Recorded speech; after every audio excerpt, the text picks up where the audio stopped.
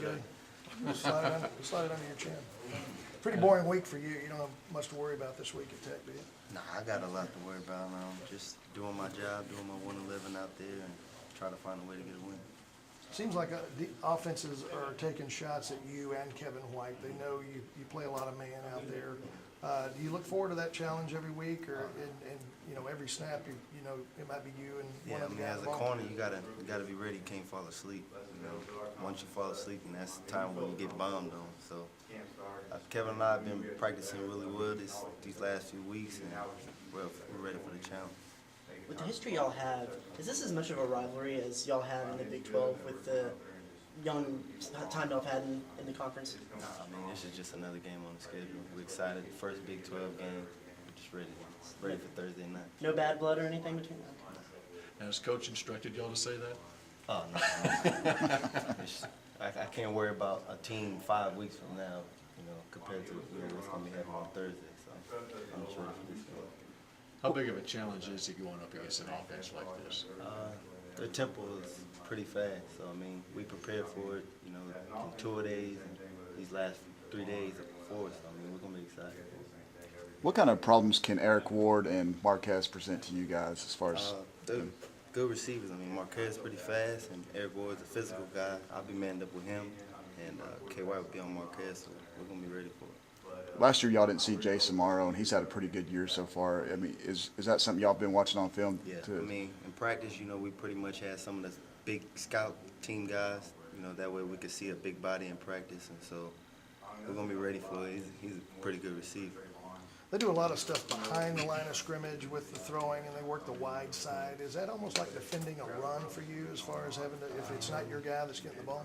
In a way, yeah, but I mean, we saw a little bit of the triple option with South Louisiana, and you know, we just got to prepare for it more in practice.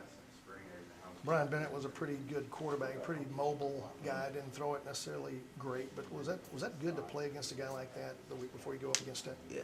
I mean, he can run as well too. So you know, with the quarterback that they have at Texas Tech, he throws it pretty well and he has pretty good feet. Does going against Trayvon and Scout kind of help y'all get an idea of what you're facing this week? Yeah, I mean, that guy, like I said before, the quarterback at Tech, he runs pretty well and he throws pretty well, so it's pretty much just like facing against Trayvon. Does he look like a true freshman walk-on, just looking at him? I mean, from when I watched the SMU game, I was pretty surprised to see what he can do, so it's going to be fun to go against him. How much does it help you know when you're going to have Devontae from the word go Thursday night? I'm excited. I mean, he's excited to be back. You know, defense is excited, so I'm just ready to see him out there. How excited are you to be going into that kind of environment on national television again? I mean, it's going to be fun. I mean, it's just like any other game, but I hear they have a blackout at the game and all that. It's just going to be exciting just to go into that atmosphere.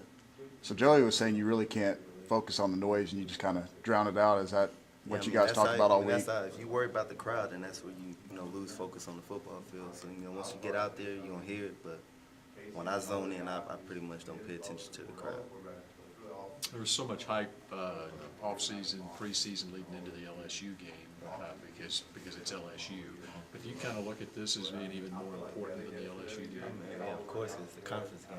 So I mean, LSU was fun to play, even though we didn't get the win. But this game is pretty much more important because it's a conference game, like I said.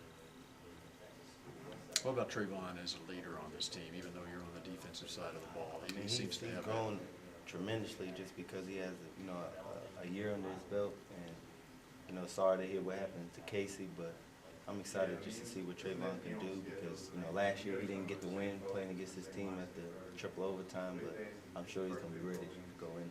What do you remember most from last year's game? We lost. That's the main thing. We lost the game, so I mean, it's not really a revengeful game. It's gonna be another game on the schedule, but I'm excited to play this game. Have you talked to Casey since Saturday, and what are his I kind of text him right after, spirits like? I mean, he's good.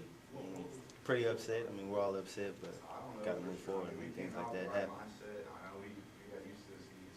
Playing on AstroTurf again this week, so first 2 out of 3 games are on artificial turf. How does that affect the way you play, or do you have a preference one way or the other, knowing you're one-on-one most of the time with the receiver? No, not at all. I mean, it's just another game.